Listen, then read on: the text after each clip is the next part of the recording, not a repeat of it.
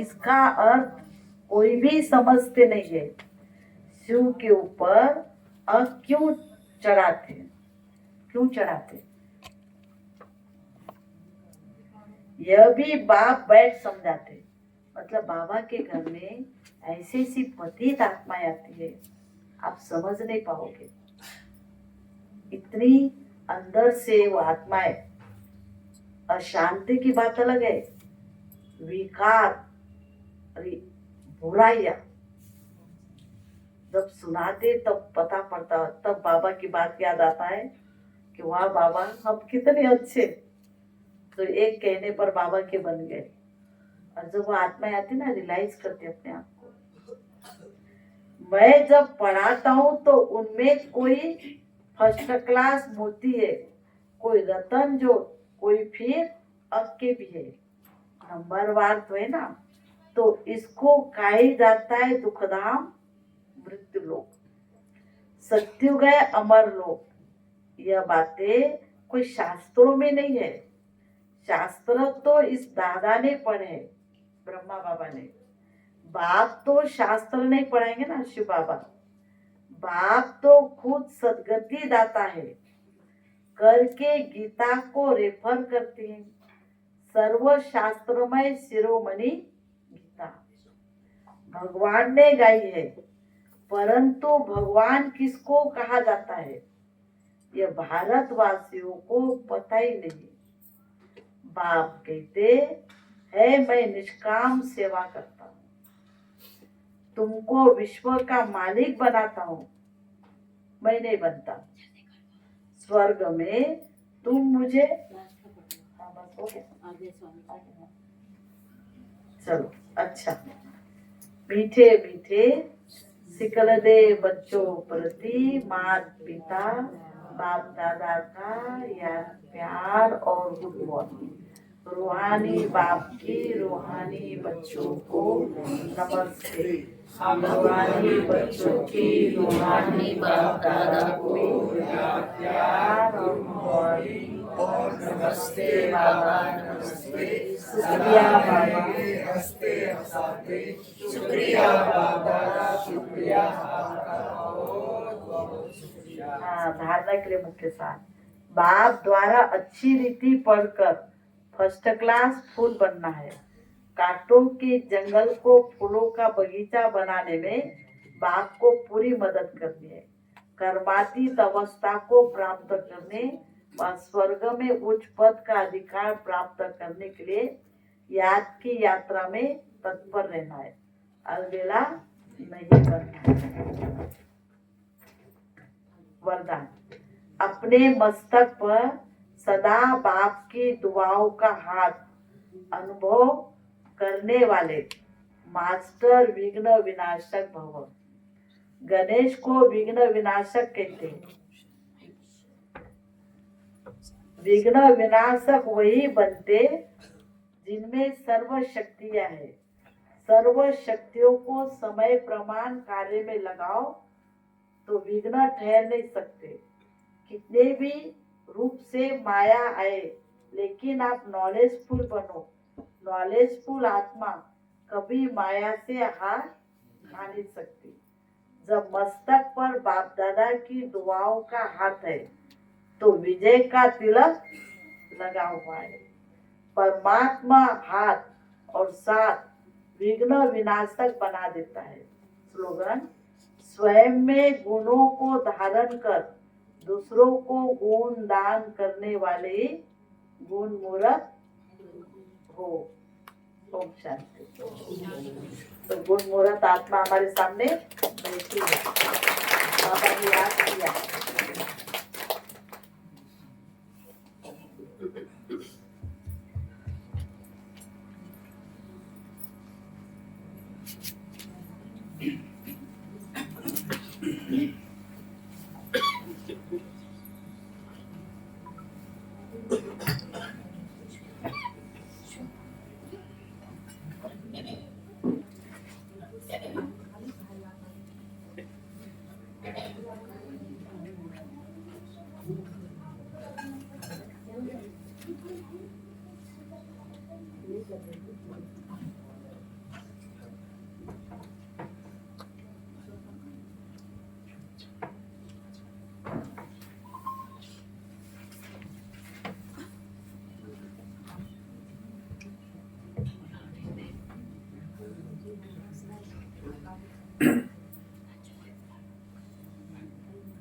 ओम शांति।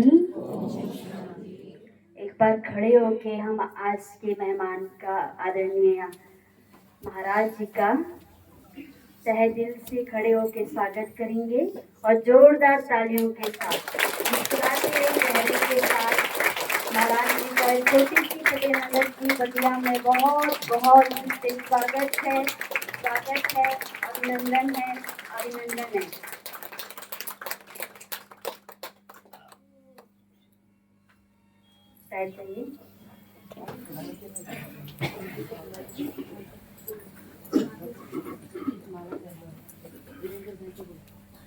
मैं अपने भाइयों और बहनों से निवेदन करूंगी, आज के हमारे अतिथियों का गुलदस्ते से, पटके से, तिलक से स्वागत करेंगे और आप जोरदार तालियों से, मुस्कुराते चेहरे के साथ, खुशियों से आप सबका स्वागत करेंगे। उसमें लगाओ।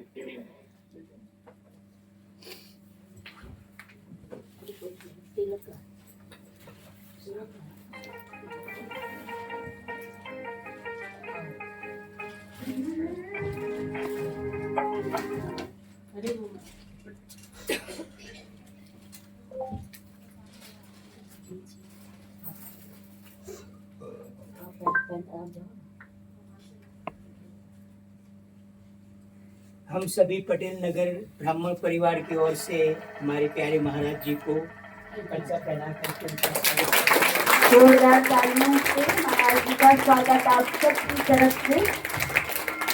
हमारे बीच आदरणीय लक्ष्मी जी आए हैं तो उनका जोरदार तालियों से स्वागत करेंगे। आप सबकी तरफ से वीरेंद्र भाई जी ने माला पहनाई है।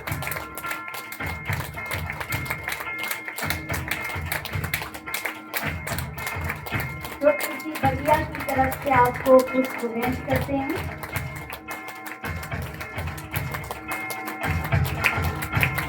पुष्पा दीदी का भी बहुत बहुत दिल से स्वागत है और हमारी लक्ष्मी दीदी कटनी से पधारे हम सबके बीच। दीदी आपका भी बहुत बहुत दिल से हमारे छोटे सी बगिया में बहुत बहुत स्वागत करते हैं, स्वागत करते हैं।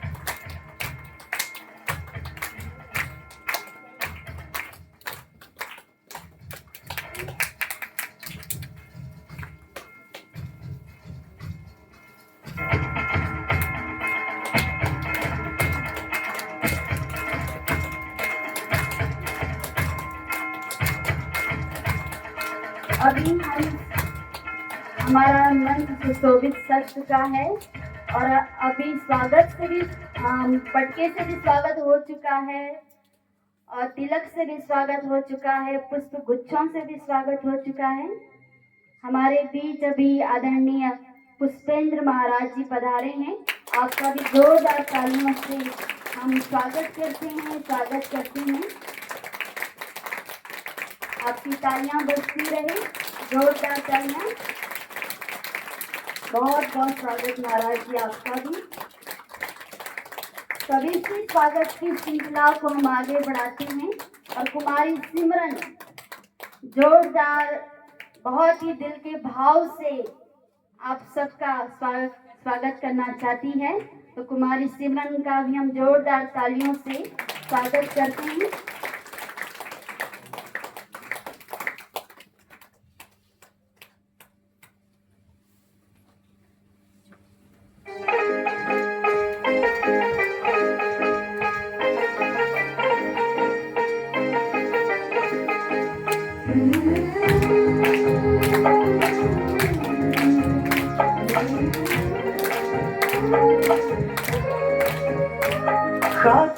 हमारे दूर से चल के जो आप आए,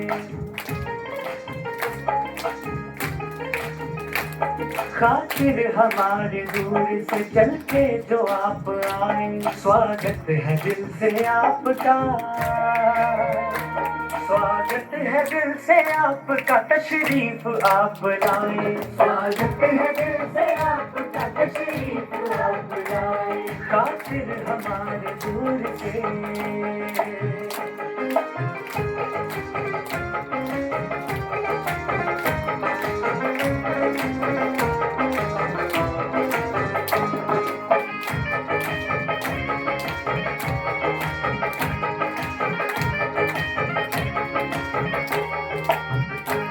खुशियाँ बिखेर दी है यहाँ आपने तो आकर, खुशियाँ बिखेर दी है यहाँ आपने तो आकर। ये बात सच गया है तुम्हें अपने बीच पाकर, तुम्हें अपने बीच पाकर, अपने बीच पाकर। देखो प्रभु भी आपको यहाँ देख के हर्षाए। स्वागत है दिल से आपका, स्वागत है दिल से आपका, तशरीफ आप लाए। स्वागत है दिल से आपका, तशरीफ आप लाए, खातिर हमारे दूर से।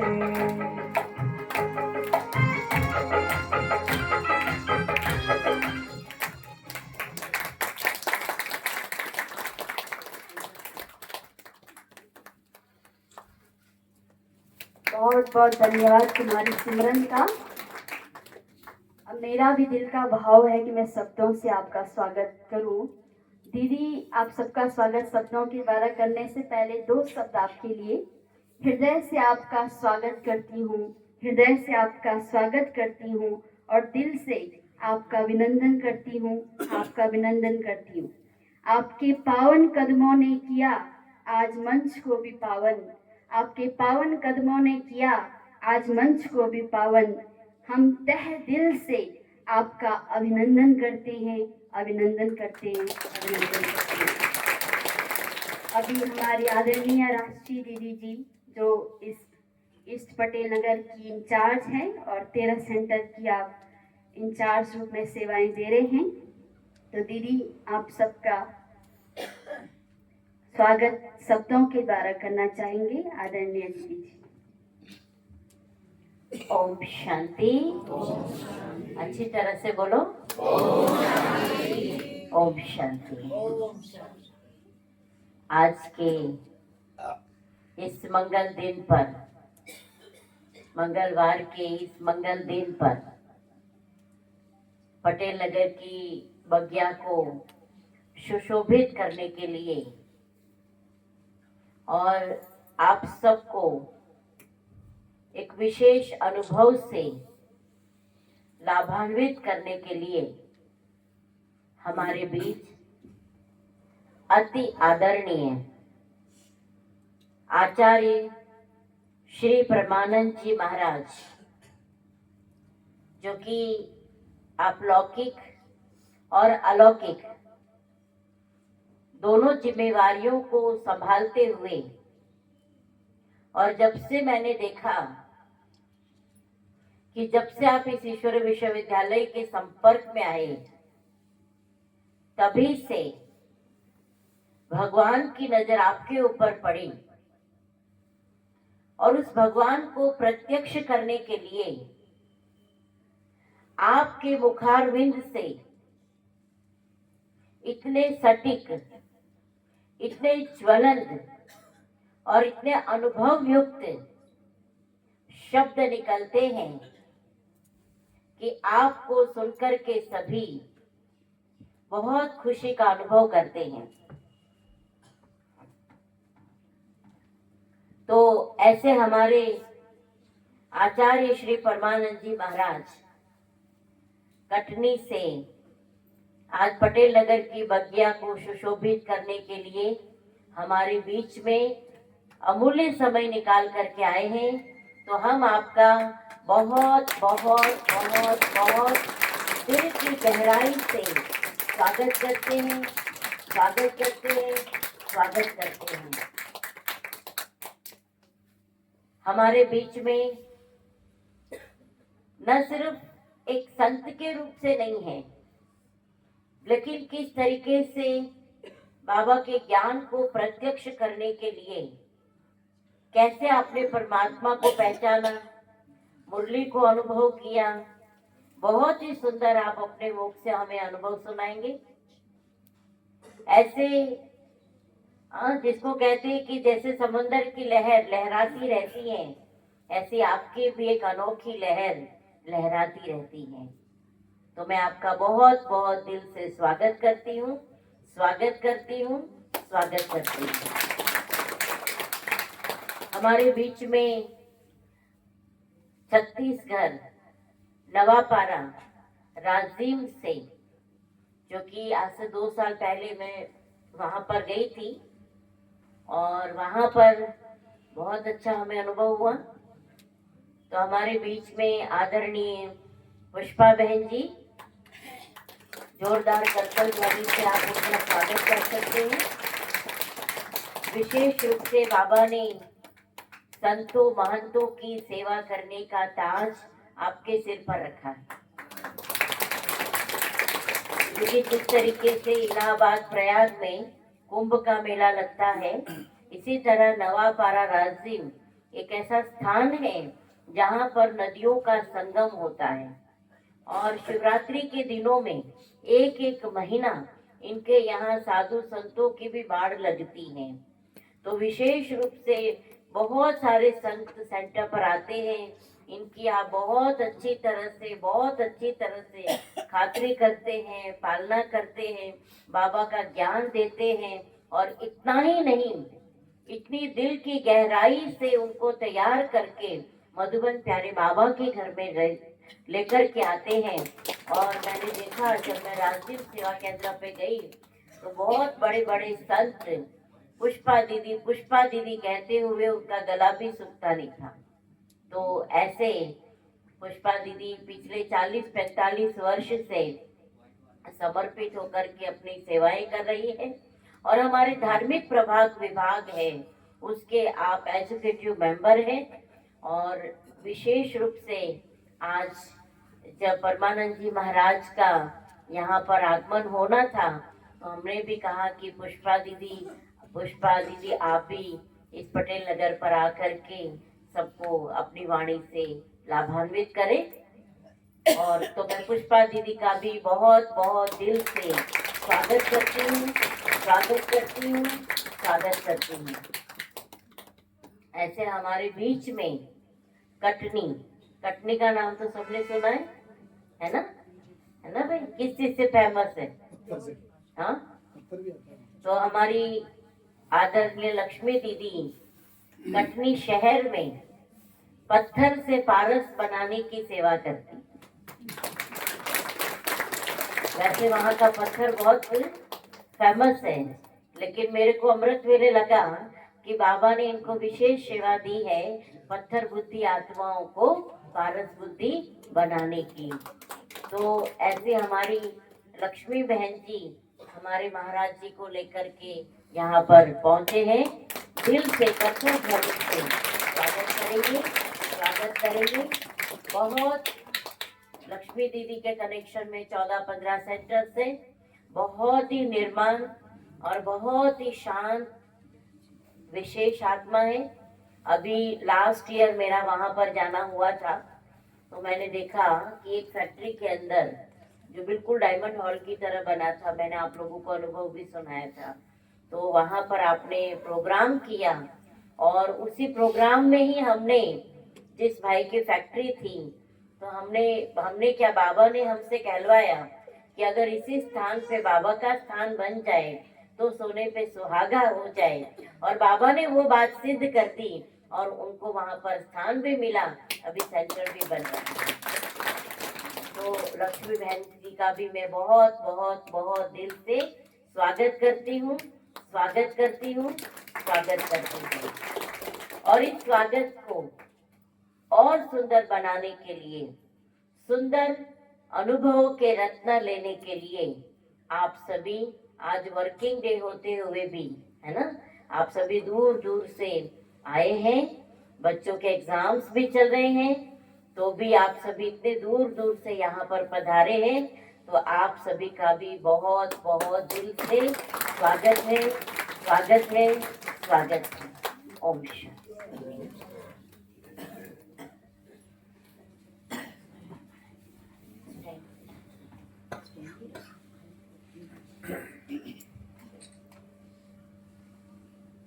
आदरणीय आचार्य श्री परमानंद जी महाराज जी, सुनकर के कर दे अनसुना ऐसी आपकी आवाज नहीं, सुनकर के कर दे अनसुना ऐसी आपकी आवाज नहीं, भूल जाए हम ऐसे आपके अल्फाज नहीं, ऐसे आपके अल्फाज नहीं, किसी महफिल में छुप जाए ऐसे इनकी अंदाज नहीं, ऐसे इनका अंदाज नहीं। सूरज से चमकते हैं आप, देखिए आप सूरज से चमकते हैं आप, किसी परिचय के तो आप मोहताज नहीं, किसी परिचय के मोहताज नहीं। तो मैं आदरणीय आचार्य श्री परमानंद जी महाराज जी से निवेदन करूंगी, आप अपना अनुभव अपने स्पिरिचुअल आवाज के साथ हम सबके सामने अपना अनुभव भी रखेंगे। आज के प्रवक्ता अपनी आवाज हम सबके सामने रखेंगे। आदरणीय महाराज जी।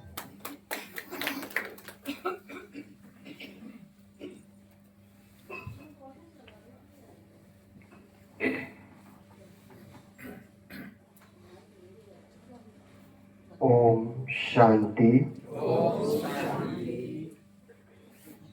सबसे पहले उस अकारण करुणा वरुणालय भक्तवांछा कल्पतरु तीनों लोकों के मालिक परमपिता परमात्मा शिव बाबा को कोटि कोटि धन्यवाद। बाबा के लिए भी एक बार जोरदार ताली।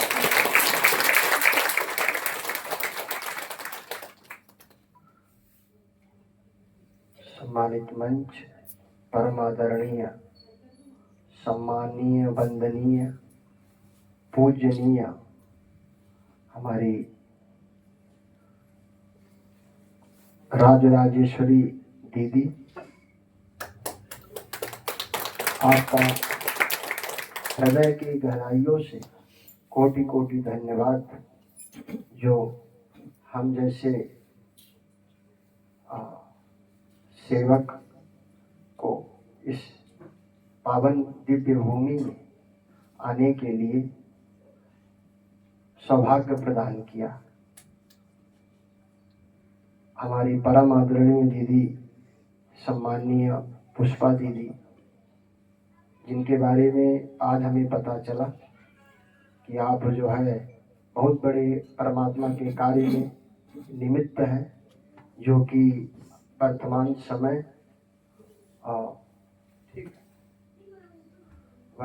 समय धर्म जगत के जो आधारभूत हैं, संत और महंत महात्मा, उनकी सेवा में आप लगी हैं, और आप उस स्थान पे हैं जहाँ पर दूसरा कुंभ लगता है। इसलिए आदरणीय दीदी के लिए भी जोरदार तालियां। और हमारी सम्माननीय, पूजनीय, आदरणीय माता स्वरूपा लक्ष्मी माता जी, जो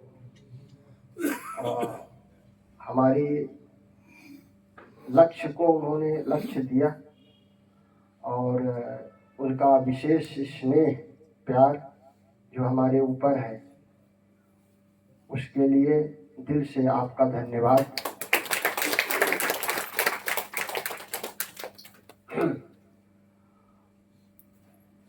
आज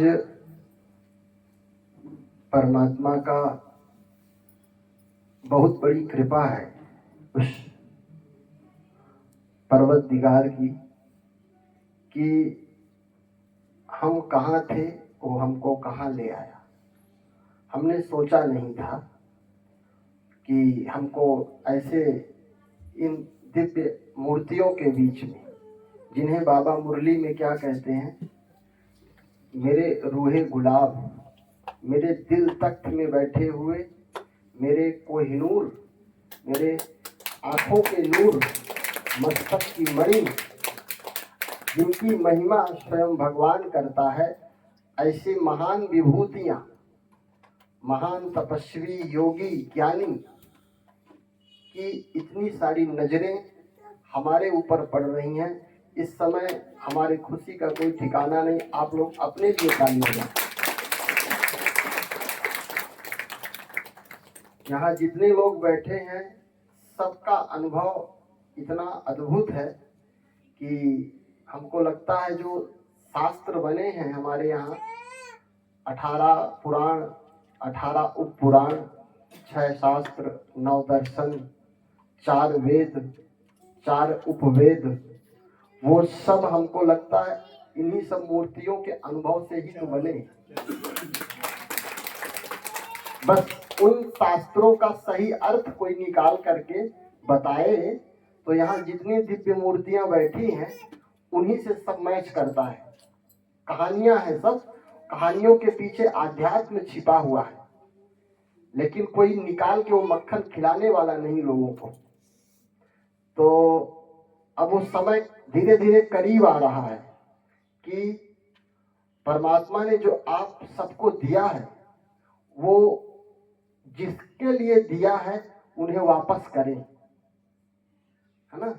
भगवान ने अपने को कभी भी मालिक नहीं कहा है, वो मालिक, लेकिन कहता है मैं सेवक हूं, है ना। तो जिस दिन ये हमारे अंदर ये भाव आ जाए कि हम सेवक हैं, उसी दिन हम मालिक हो जाएंगे। और हमारा अनुभव तो आप लोगों ने सुना ही होगा, लेकिन आज के इस मंच में एक छोटा सा अनुभव आपसे बताना चाहेंगे कि वाराणसी में काशी विश्वनाथ मंदिर है। तो एक बार हम मंदिर गए और मंदिर में बहुत लंबी लाइन लगी थी।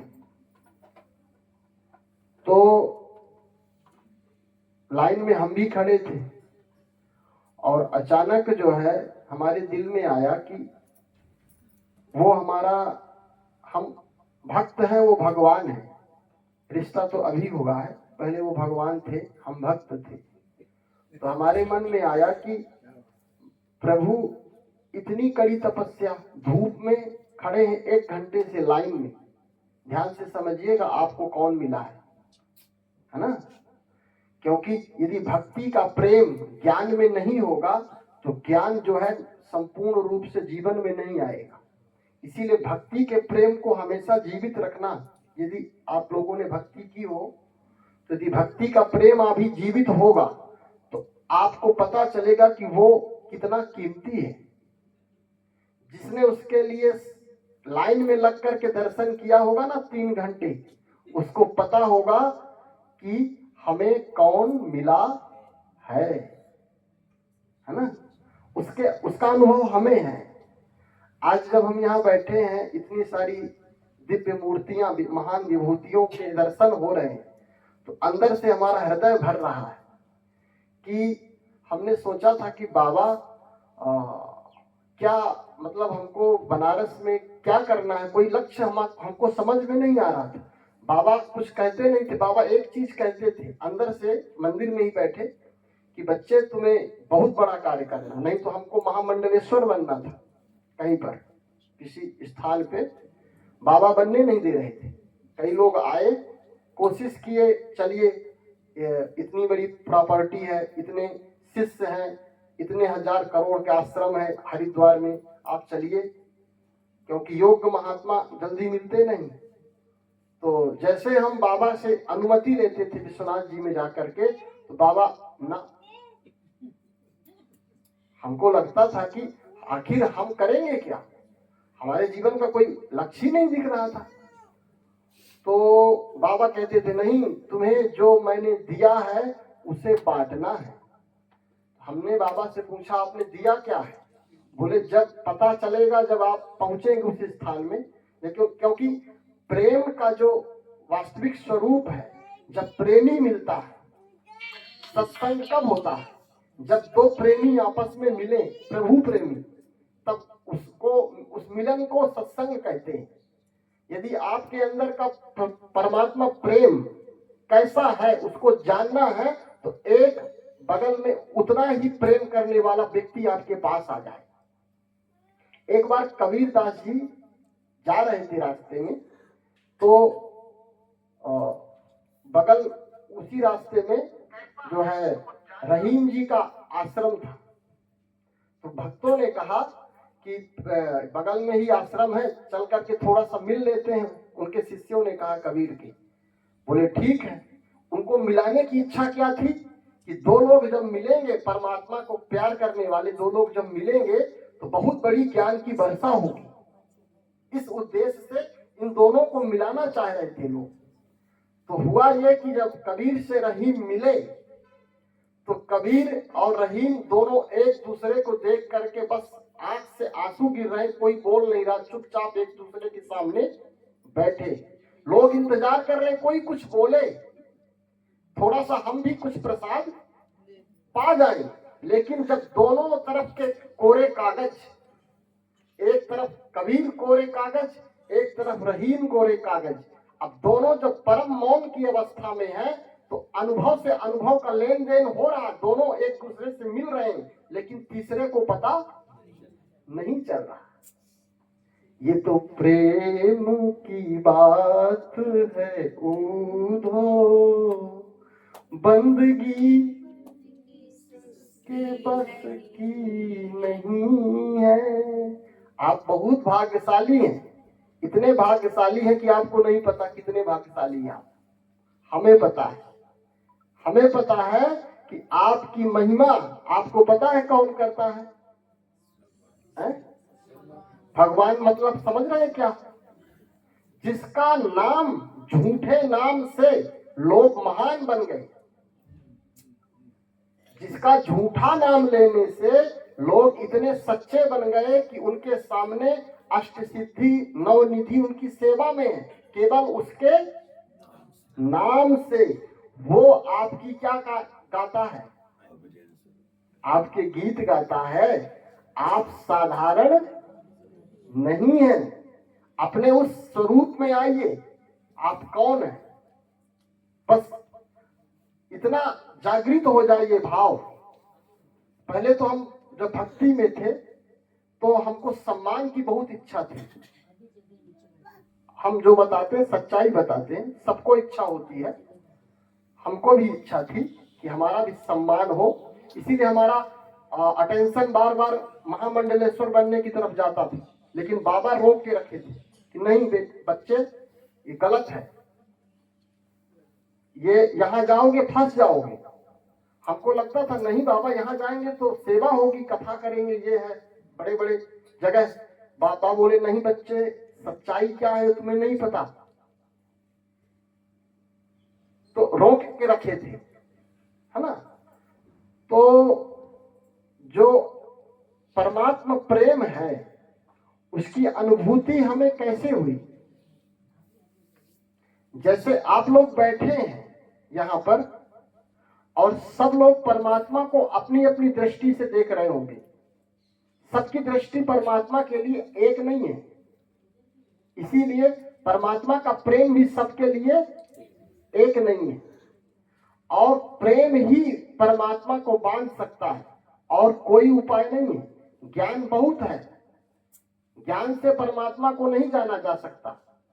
केवल राम ही केवल प्रेम प्यारा, प्रेम से प्रकट होय मैं जाना। परमात्मा को प्रकट कैसे किया जा सकता है? प्रेम से। हम लोग पुरुषार्थ करते हैं कि ये चीज आ जाए हमारे अंदर, ये चीज आ जाए। हमने दादियों का थोड़ा सा अनुभव पढ़ा था। दादियां बहुत कुछ पढ़ी लिखी नहीं थी, लेकिन उसने उस तीनों लोगों के मालिक को उन्होंने बांध दिया। एक अनुभव हमने सुना कि दादी ने कहा कि बाबा यहाँ खड़े रहना, सेंटर की देखभाल करना, मैं जा रही हूँ। तो अनुभव में बताया कि बाबा वहां पर खड़े रहे, कुर्सी में बैठे रहे। सोचिए कितनी बड़ी पावर होगी जो तीनों लोगों के मालिक को बांध दिया। ये कौन सा बल है? प्रेम। क्या है? प्रेम। प्रेम आदमी को एकदम मोम जैसे पिघला देता है, निर्मल निरहंकारी बना देता है। इसीलिए केवल बाबा से मांगना तो केवल क्या मांगना? क्या मांगना? बस प्रेम। बाबा कुछ मत देना, तेरे प्रेम में हमारे आंखों में से आंसू गिर जाए। इससे बड़ी संपत्ति, इससे बड़ा धन, इससे बड़ी कोई जागीर नहीं। जिनकी आंखों से उसके प्रेम के लिए आंसू गिरते हैं, उन एक मुरली में हमने पढ़ा था कि बाबा उनको डिब्बी में, सोने की डिब्बी में उन आंसुओं को सहेज करके अपने दिल पे रखते हैं, है ना। आप लोग मानते होंगे कि बाबा हमें ये वो, लेकिन हमारा भाव ये है कि आज के बाद ये संकल्प लें सब लोग कि बाबा से कभी कुछ मांगे नहीं। मांगने वाले बच्चे बाबा को पसंद नहीं। वो सम्राट है, और सम्राट किससे मिलता है? सम्राटों से, गरीबों से और भिखारियों से नहीं मिलता। इसलिए भले जान चली जाए तो चली जाए, लेकिन भगवान की औकात से भगवान से मांगना है। उसकी औकात क्या है? वो तीनों लोगों का मालिक, और आप मांग रहे हैं धूल। उसको भी संकोच लगता कि मैं क्या करूं, है ना। तो जैसे हमने बताया कि हमारे अंदर सम्मान की इच्छा थी, और सम्मान जिस दिन उसने हमको ये कहा कि मैं तुम्हारा ओबीडियंट सर्वेंट हूं, सच बताते हैं आपसे, उसी दिन से हमारे अंदर सम्मान की जो भूख थी ना, हमेशा हमेशा के लिए क्या हो गई? चली हो। आपको देखना है ना परमात्मा को, आप चले जाइए विश्वनाथ जी या महाकाल, ऐसी पूजा होती है, आपको छूने को नहीं मिलेगा। वहां आप कहते मेरा बाबा है, छूने दो, नो, बाहर खड़े रहेंगे। दर्शन के लिए भी कम से कम 3000 रुपए, केवल उस पिंड के दर्शन करने के लिए 3000। सोनों के महल में बैठा है, वेदों से उसकी पूजा हो रही है। जिन मंत्री मुख्यमंत्री आप उनको भगवान समझते हैं, वो वहां जाकर के अपना, वो बाबा आपको मिला है, उसके प्रेम में चाहिए कि डूब जाओ।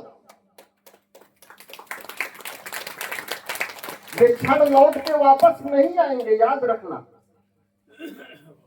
सब मिल जाएगा आपको, सतयुग में, त्रेता में, द्वापर में, सब मिल जाएगा आपको। जो चाहे हो वो सब दे देगा। लेकिन माया एक ही चीज कहती है कि केवल मेरे पति को मत मांगना, बाकी सब मैं दे दूंगी। यही लड़ाई है। आप लोग उसके पति को मांग रहे हैं, उसको उसकी संपत्ति मांगिए, हीरे दे देगी वो। आप कहिए कि मुझे तीनों लोगों का मालिक बना दो, वो कहेगी तथास्तु, ले लो, लेकिन उसको नहीं मांगना। अब आप सोचो कि कितना कीमती होगा कि उसके बदले में वो सब कुछ देने को तैयार है। इसलिए बस मांगना तो क्या? प्रेम। क्या मांगना? बस बाबा सुबह शाम तेरे प्रेम में, तेरी याद में, तेरी मोहब्बत में, तेरी आशिकी में एक बूंद जल गिर जाए, योग पूरा हो गया, योग लग गया। आप मुरली पढ़ते हैं, आपको पता है मुरली क्या है?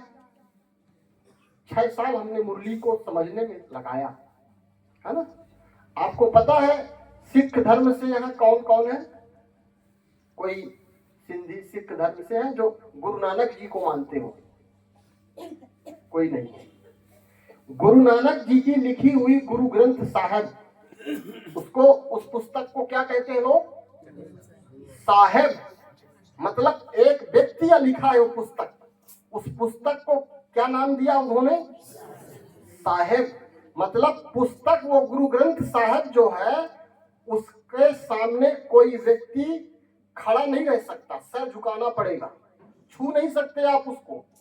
चमर डुलाते हैं दोनों तरफ, यदि ग्रंथ साहब की शोभा यात्रा निकलती हो तो वहां से जो भी पंजाबी होंगे सिख धर्म को मानने वाले, रास्ते में गाड़ी खड़ी होगी तो सर झुका के खड़े हो जाएंगे।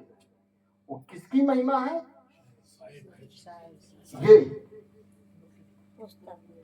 हम इसकी क्या इतनी महिमा करते हैं? ईमानदारी से बताएंगे जितनी ये किसके महावाक्य हैं? नानक के बाप के। किसके महावाक्य हैं? अब क्या इसको हम साहेब मानते हैं? दिल से बताएं। परमात्मा को बेईमानी पसंद नहीं है, बहुत ईमानदारी चाहिए उसके साथ। अभी परसों की मुरली हमने पर सुनी, जो सच्चे दिल वाले होंगे वही, उन्हीं को सारी सेवा उसकी मिलेगी, सारी सहूलियत, सारी मदद किनको मिलेगी? आप जो हो, जैसे हो, उससे क्या छुपाना। वो जानता है कि तुम जैसे भी हो मेरे हो। जब उसने मीठे बच्चे कह दिया, जबकि हम मीठे हैं क्या? और उसने क्या कह दिया? मीठे। वो देख रहा है कि तुम कितने भी गंदे हो जाओ, हो तो मेरे ही, हो तो मेरे ही, जैसे भी हो। मुझे पता है तुम में कोई दाग नहीं है, तुम्हारे दाग केवल दिमाग में है, बाकी तुम एकदम प्योर हो, क्योंकि मेरा बच्चा गंदा हो ही नहीं सकता। इसलिए इसकी महिमा जितना आप जानेंगे उतना आपको इसको पढ़ने में, इसको सुनने में क्या आएगा? आनंद आएगा। एक माता थी, हम बनारस सेंटर में बैठे थे, वहां एक माता थी, तो वो अक्सर जब मुरली सुनती थी ना, तो आपसे बताएं कि वो आधा घंटे बस रोती थी। मुरली जैसे शुरू हो तो उसके आंख से टप टप एक एक बूंद आंसू गिरते रहते थे। एक ही माता थी केवल, वो पूरे 80-90 लोगों के बीच में, क्योंकि वो पता नहीं क्या समझती थी कौन बोल रहा है?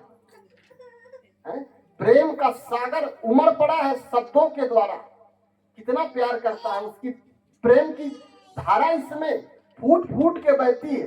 बस क्या चाहिए? निर्मल मन। क्या चाहिए? निर्मल मन। फिर देखिए जैसे ये शुरू होगी ना, तो आप लोगों को भूल ही जाएगा कि हम कहाँ बैठे हैं, कैसे बैठे हैं। फिर घड़ी की तरफ नजर ही नहीं जाएगी, लगेगा कि ये धारा बहती रहे, ये अमृत बहता रहे, और हम इस अमृत में, इस महासागर में क्या करते रहे? रोते लगाते रहे। ये क्षण लौट कर वापस, थोड़े समय है, उसकी टिकट रिटर्न जाने की बन चुकी, उसने अपनी जाने की तारीख निश्चित कर दी है। और धीरे धीरे जो जितना निर्मल होगा हृदय से, बस उन्हीं के पास वो बचेगा, बाकियों के लिए उसके जाने की डेट आ चुकी है। और विश्व में ऐसी पूरी तैयारी हो चुकी है, परमात्मा ने सारा कार्य अपना पूरा कर लिया है। अब बस ये विदाई की वेला है ना। उस दिन क्या होगा? जिस दिन हमको भगवान पहले विदा होगा, बच्चे साथ में नहीं जाएंगे, सब लोग वही जाएगा जिसकी डीएनए उससे मैच करेगी। उसके साथ कौन जाएगा? जो जिसका डीएनए बाबा के डीएनए से मैच करेगा, वही उसकी बारात में, उसके गाड़ी में साथ बैठेगा। बाकी लोगों को केवल गाड़ी का धूल उड़ता हुआ धुआं दिखाई देगा। इसलिए आप सबसे निवेदन है हमारा कि अब हमें एक ही संकल्प रखना है कि उसके प्रेम में डूब करके अपने नजरों से लोगों को उसका दर्शन कराएं। कोई यदि आपको एक बार भी कह दे ऐसा कि आप लगता इस दुनिया के, तब समझ लेना कि आपकी पढ़ाई पूरी हो गई। धन्यवाद। ओम शांति। आदरणीय पुष्पा दीदी से निवेदन करेंगे कि 2 शब्द आप भी आशीर्वचन सभी के लिए प्रदान करें। ओम शांति। आज महाराज जी ने तो वास्तविक रियल बात सुनाई, क्योंकि हम जब दादियों की क्लास सुनते थे बड़े अधिकार से, तो आज भी वो शब्द याद आते कि दादी ने हमको क्या कहा। क्योंकि साकार बाबा को तो देखा नहीं, अव्यक्त बाबा को देखा, तो बाबा के कर्म भी याद आते हैं। तो बाबा ने वरदान दिया था, 85 की बात है, कि बाप समान तिलकधारी भव, बाप समान संपन्न भव। तब मेरी उम्र 15 साल की थी, पर समझ में नहीं आया। तो रात में मैं आरती दीदी के पास गई, मैं कहा इसका बताओ आप। तो बोले बाबा प्रत्यक्ष कराएगा ये शब्दों को। तो जैसे जैसे आगे बढ़ते गए तो सेवाएं, क्योंकि जोन तो पूरा हम लोग के हाथ से ही है, जितने भी सेंटर बने तो सेवाएं होती गई, अननोन होके गए। जैसे कहते बाबा कहते अंधे को मंजिल मिल जाएगी, तो आगे आगे मंजिल मिलती गई और ये सेवाएं होती गई। पर मुझे नहीं पता कि मैं संतों की भी सेवा करूंगी, नक्सलाइट की सेवा करूंगी, जेलों की सेवा करूंगी। तो सबसे पहले हमने जेलों की सेवा की, झाबुआ जेल। उसमें ऐसे ऐसे व्यक्ति जो कभी जेलर को पता नहीं देता था, तो बोले बहन जी आप ही इनको से पूछना, मैं नहीं बैठूंगा।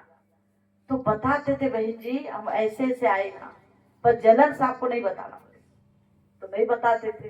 तो रोज ऐसे ऐसे हम लोग वहां पर कोर्स कराए। तो 2 व्यक्ति मुझे रोज देखते थे, रोज देखते थे। देखिए सच्ची ब्रह्मा कुमारी है, देविया है। तो देखा, तो एक दिन वो अपहरण करने के लिए जा रहे थे, बस का मतलब मार काट करने के लिए। तो शाम के समय था, योग का अभ्यास। तो सुबह से बाबा ने टचिंग दी कि बच्चा कुछ होने वाला है। तो जैसे 5 बजे मैं इंदौर से आई, 5 बजे मुरली में कहा अवेक तो बाबा की मुरली लेते। तो बाबा की मुरली ली और योग करने में मैं 6:30 बजे बैठ गई। और ठीक 7 बजे 2 व्यक्ति आए, बंदूक लेके, रिवाल्वर लेके, और साथ में उनके साथ मीट, अंडा, शराब, चाय पत्ती, दूध सब था। तो सबसे पहले वो आए। अब जैसे हम यहाँ महाराज जी के सामने बैठे, तब यहाँ क्या है, टेबल है, पानी है। उन्होंने सबसे पहले मेरे सामने चप्पलें उतारी सामने, और इधर बंदूक इधर बंदूक, और ऐसे बैठे, ये तो दूर बैठे रिवाल्वर ऐसे लेके। तो जैसे वो सामने खड़े हो गए, तो मैं कहा बाबा आज इज्जत का सवाल है, अभी तक तो किसी ने उंगली नहीं लगाई।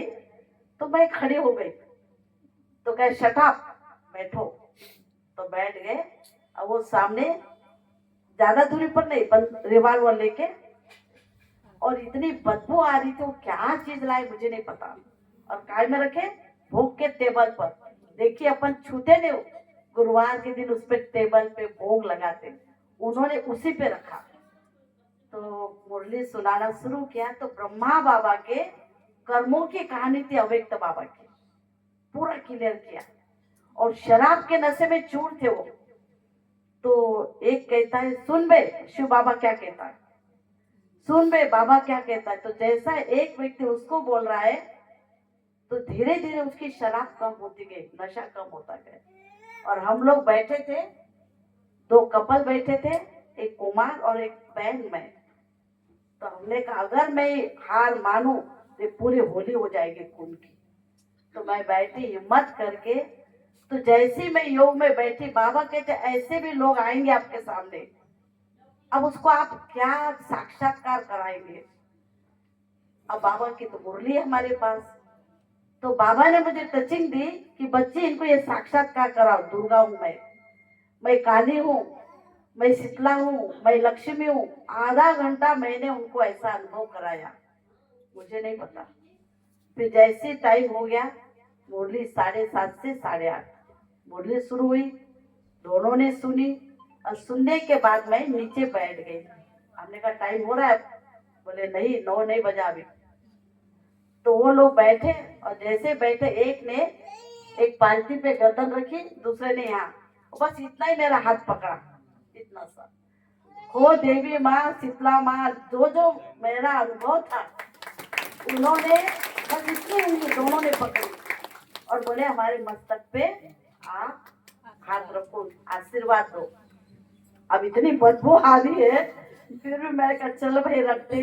उनके मस्तक पर हाथ रखा और रखने के बाद, हे देवी माँ, हे मेरी बहन, इतने लोग यहाँ से जाते हैं पर एक यहाँ नहीं चढ़ते हैं।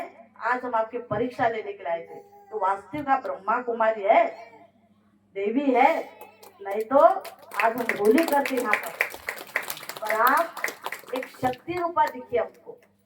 तो ऐसे संपन्नता का अनुभव बाबा करा देता है। दूसरा अनुभव है नक्सलाइट के साथ अंतागढ़ में हमने डांस, अब हमें नहीं पता, फोर्स लगी हमारे साथ और वो निकाली, हमने यात्रा निकाली। तो मुझे मैं अननोनी थी, पर वो जिस बहन ने ये प्रोग्राम रचा उसने हमको नहीं बताया। पूरा निकला, पुलिस थी, मतलब 2-3 कंपनियां लगी थी उसमें पुलिस। जैसे यात्रा पूरी खत्म हुई, पहले तुमको हमने तैयार किया, लड़का लड़के देते 25-30 साल के बीच में नक्सलाइट लोग। उसके बाद उनको भोजन भी कराया और वो बहन देख रही सेंटर इंचार्ज कि बहन जी तैयार भी इनको करा रही है, भोजन भी करा रही। और जब वो चले गए तो मुझे कहते बहन जी आपने किसको तैयार किया? मैंने कहा किसको? ये सब नक्सलाइट थे। बोले सब नक्सलाइट थे। मैंने कहा पहले क्यों नहीं बोला? बोले बोलती तो आप डर जाती और इनको तैयार नहीं करती आप। तो सबको तैयार किया, भोजन कराया, हो गए। तो बाबा हम बच्चों को शक्तियों का, जैसे स्वामी जी ने कहा कि बाबा कैसी सेवा कराता है हम लोगों से। तो हम लोग तो फुल नक्सलाइट इलाका में हैं, गांव-गांव जाते हैं सेवा करने। शहरों की सेवा हमारे पास कम है, हम गांव जाते। उसके बीच में 2008 से हमारा प्रयागराज शुरू हुआ मेला सरकारी, और मैं 2-3 साल हो गए हर साल मेला करती जा रही, पर मैं महात्माओं से नहीं मिलती थी। हमारा सम्मान होता था स्टेज पर मैं किसी से नहीं मिलती थी। तो एक दिन, क्योंकि 12 बजे रात में आते थे मेले से, रात में 1 बजे भोजन करते, 2 बजे सोते। अब कब नींद खुल गया बताइए आप? 6 बजे कम से कम। तो मेरी 3:30 बजे नींद खुली, मैं बैठी तो बाबा ने कहा बच्ची, ये जो परमानंद जी आए हैं, अभी आए हैं बॉम्बे से आए, वो उनसे मिलो। बोले स्पष्ट स्वामी जी, उनसे मिलो और उनको सेंटर पर बुलाओ। मैंने कहा ठीक है बाबा। बोले आज ये सेवा करना है तुझे। तो 10 बज गया, मेरे मन में आतुर, क्लास वालों से पूछा, बोले बुलाओ। और जैसे उनको मैं मिलने गई तो बोले देवी जी मेरे को आज सुबह से संकल्प आया आपसे मिलने का। हाँ सुबह से संकल्प आया बोले आपसे मिलने का। मैंने कहा ऐसे कैसे? तो बोले बताता हूँ। बोले तो दोनों का आदान प्रदान हुआ। फिर मैंने कहा मेरा विचार है कि सब संतों को यहाँ बुलाना है। तो बोले प्रोटोकॉल लगेगा। मैंने कहा हाँ ठीक है। तो बोले मैं आता हूँ, सेंटर कैसा है आपका? सेंटर को बहुत पसंद आया। फिर ठीक उसी दिन 5 बजे जो बाबा की टचिंग थी, तो बाबा ने 5 बजे उन महात्माओं को, बड़े बड़े महामंडलेश्वर थे, 10 महामंडलेश्वर थे उस समय, आए, बहुत अच्छा लगा। और उन्होंने ऐसी आशीर्वाद दी। सेंटर थोड़ा साधारण था, पर उनकी आशीर्वाद से अभी बहुत बड़ा हॉल बना। राजेश्वरी बहन देख के आई, 1000 व्यक्ति बैठ सकता उस हॉल में, 1000। तो वो मुझे ऐसा एक परिवार का सदस्य मानते। तो एक बॉम्बे से महामंडलेश्वर आए, एक जोधपुर से, और एक है शायद ऋषिकेश के है। तो आज ये सब पहुंच रहे हैं। तो बोले बहन जी अभी मेरा आने का नहीं था प्रोग्राम, क्योंकि हमारे यहाँ भागवत होने वाली है अभी 4 दिन बाद। तो बोले घूमने का मूड है बहन जी, और मेरा कब से संकल्प था कि इन आत्माओं को गुड़गांव लाना है। तो बाबा ने वो भी पूरे किए। तो आज भगवान क्या नहीं सेवा ले रहा बच्चों से। 2014 में मेरा यहाँ पर सम्मान होना, तो मैं आई थी यहाँ पर जनकपुरी में, तो काफी बड़े बड़े लोग, वहाँ पर एक हॉल है, मुझे नहीं मालूम, उसमें मेंबर ऑफ पार्लियामेंट, सन्यासी, बड़े बड़े लोग बैठे, तो हमारा सम्मान होना था। तो आप सुना होगा राजा मोरी, जो फिल्म एक्टर है, वो क्या वो बनाता है, फिल्म बनाता है, सुना है ना? हाँ, तो वो थे, जज थे, और कुछ ऐसे बड़े बड़े लोग। जैसे मैं स्टेज पर आई, वो लोग मेरे पाँव पड़े। मैं वंडर खाई भाई मेरे पाँव, क्योंकि पहला उन्होंने अनाउंसमेंट किया, पुष्पाबेन छत्तीसगढ़ नक्सलाइट, 3 शब्द थी। तो मैंने कहा हाँ, मैं नक्सलाइट इलाका से आई। तो उन्होंने मेरे पाँव पड़े और फिर बोले, बहुत आप बहनें सेवा करती हो गांव गांव, ये कोई भी सेवा नहीं कर सकते, कोई भी ये बहन, कोई भी संस्था नहीं कर सकती सेवाएं, जो आप बहनें करती। तो वो मेरे पाँव पड़े और सम्मान, और बोले बहन जी मैं पक्का आऊंगा रायपुर के अंदर। तो बाबा हम आत्माओं को जो मंजिल जो दिखाता है ना, तो उसमें कोई दो मत, आप जाओ और सेवा करो, और ऊपर वाला बैठा है। तो आज 40 साल हो गए, मुझे आज भी नहीं आई किसी भी रीति से। हाँ, वो सुना है ना गोली का, जो सुना है पहला अनुभव वही सुनाया। तो आज बाबा ने किन किन आत्माओं की, क्योंकि नक्सलाइट कहते हैं, मतलब ये बंद कर दो, वो ये कहते हैं हम जो अनुभव सुनाते। आदरणीय लक्ष्मी माता जी से भी निवेदन करेंगे कि 2 शब्द आपको भी।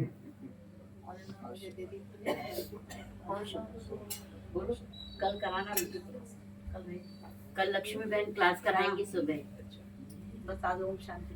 ओम शांति। क्योंकि 9:15 बज रहे हैं, आप लोग को नाश्ते का भी टाइम हो रहा होगा, लेकिन ये बहुत वंडरफुल बात है और दिल का स्नेह है कि आज परमानंद भाई साहब, अब मैं इनको भाई साहब कहूँ या महाराज कहूँ या फिर सुपुत्र कहूँ, क्योंकि अब ये हमको माता जी बोलने लगे हैं, और जितने भी संत हैं, जो भी आता है माता जी बोलता है। मैं सोचती इतनी बुढ़ी बुढ़ी लोग हैं, उनको कोई माता जी नहीं बोला, मेरे को क्यों माँ बोल रहा। तो हमने कहा कोई ना कोई बाबा हमें विशेषता का वर्णन होगा, या तो बाबा कुछ ना कुछ विशेषताएं भरी होंगी, जिसके कारण माँ की उपाधि मिली। हर किसी को माँ तो नहीं कहा जा सकता, तो इसलिए कटनी में हमारी कुछ विशेष ऐसी सेवाएं हैं कि कटनी हमारा दर्शन पड़ता है, उस साइड लोग सिंगरौली जाते हैं, जितनी भी दिल्ली से ट्रेनें जाती हैं तो सारे कटनी होकर इनके छत्तीसगढ़ जाती हैं, और उसके बाद में इस साइड अपना रीवा सतपुर साइड, तो सारी ट्रेनें कटनी से जाती हैं। तो हमारे सुपुत्र भी कुछ ऐसे ही, अब ये माँ कहते हैं तो मुझे तो पुत्र मानना ही पड़ेगा, पुत्र नहीं सुपुत्र हैं, क्योंकि पुत्र तो आजकल हम देख रहे हैं कि माँ बाप की क्या हाल कर रहे हैं, लेकिन ये ऐसे सुपुत्र हैं कि बाप का नाम वाला कर रहे हैं। बाबा भी कहता है कि तुझे सूरज कहूँ या चंदा, तुझे क्या कहूँ, तुझे दीप कहूँ या प्यारा, मेरा नाम करेगा रोशन, जग में मेरा राज दुलारा। तो ये कुछ ऐसे ही राज दुलारे हैं कि बाबा ने, ज्ञान तो उनको पहले से था, और आपने बनारस में ही बाबा को पहचानने का आपको अवसर मिला, और उसके बाद जो पालना थी, कहना चाहिए कि बाबा कहता ना, जो पालता है, तो यशोदा माँ का पाठ शायद बाबा ने मेरे से पाठ लेकर आया। और उसके बाद पहली बार कटनी में जो संत सम्मेलन हुआ, तो हमारी राजश्री दीदी भी और अपने पुष्पा दीदी सभी आई, और काफ़ी बड़ा कार्यक्रम इसको ऑर्गेनाइज हुआ। और फिर उसी से ही आपका कहना चाहिए बाबा ने आपको आगे करके, और सारे विश्व में सभी जगह बाबा आपसे सेवाएं ले रहे हैं। और मैं कहती हूँ कि ऐसी सेवाएं और ऐसे से बाबा इनके द्वारा राज खोल देता है कि हर कोई, अभी तो कटनी का जैसे कि परिचय दिया, पत्थर फेमस था, और ये पत्थर को पारस बनाने का काम बाबा इनसे ले रहे हैं। तो मेरे को भी बहुत गर्व है कि कम से कम ऐसे भी रतन बाबा के घर से निकल के आगे जा रहे हैं। बाकी अनुभव के लेन देन तो हम कल ही करेंगे, हम सभी ORC के लिए आए हुए थे। तो संत महात्मा तो मेरे साथ 2-3 ही हैं, और हमारी जैसे राजिम वाली दीदी हैं, ये महाकुंभ की मेन है। और कुंभ में तो सभी स्नान करने जाते हैं, पतित से पावन बनने जाते हैं। तो ऐसे बहुत से आत्माओं को पतित से पावन बनाने का श्रेष्ठ कार्य आप कर रही हैं। तो इस तरह से इनके ही सानिध्य में मैं पहली बार ही संत महात्माओं का कार्यक्रम और नारायण भाई साहब वो नहीं पहुंचे, उस कार्यक्रम को ऑर्गेनाइज किया। और राजश्री दीदी जो आप सबके दिलों में राज्य कर रही हैं, श्रेष्ठ है। तो राजश्री दीदी जो है वो आप पुष्पा दीदी के ही कारण हमारे दिल कटनी में पहुंची, और मुझे नहीं पता था, लेकिन वह रे हमारे दिल में भी राज्य करेगी मुझे ये नहीं मालूम था। लेकिन इनका प्यार, इनके कि नहीं आप आ जाओ, और सबने तो बहुत डरा रखा था, दिल्ली जाओगे मास्क पहनना ये है, तो लग रहा था कि सांस नहीं ले पाएंगे, क्योंकि मुझे ठंड बहुत लगती है।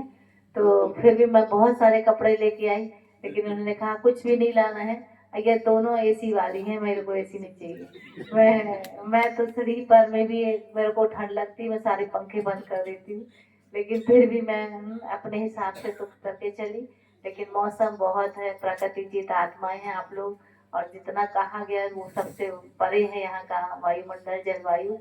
तो सबको बहुत बहुत धन्यवाद। बाकी कल कभी मिलेंगे। नमस्कार।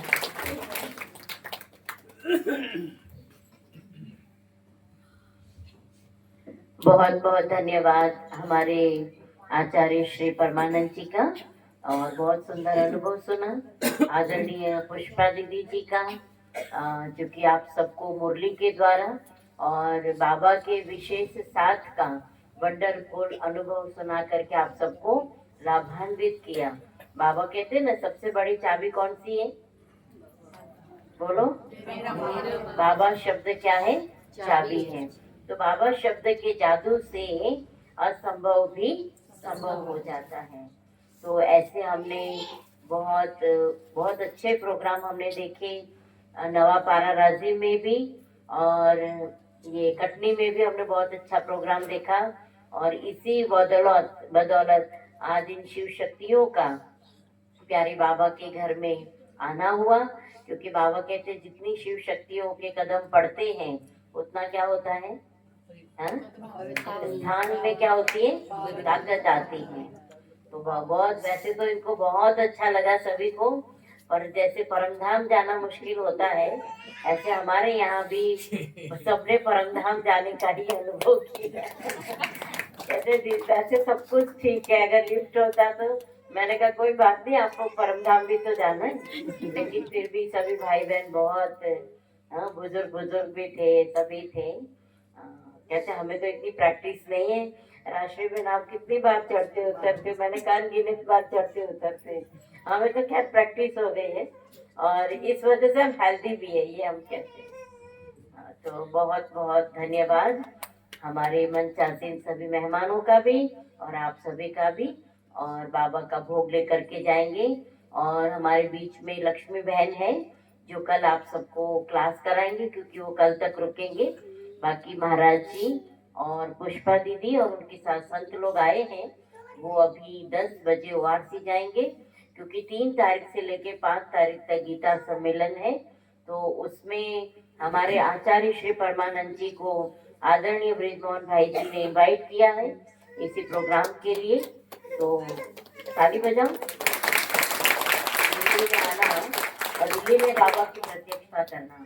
तो इसीलिए अभी नाश्ता करके 10 बजे यहाँ से ORC जाएंगे। तो अभी हम सभी 1 मिनट बाबा को याद करेंगे, और उसके बाद आप सभी भोग लेकर के यहाँ से जाएंगे।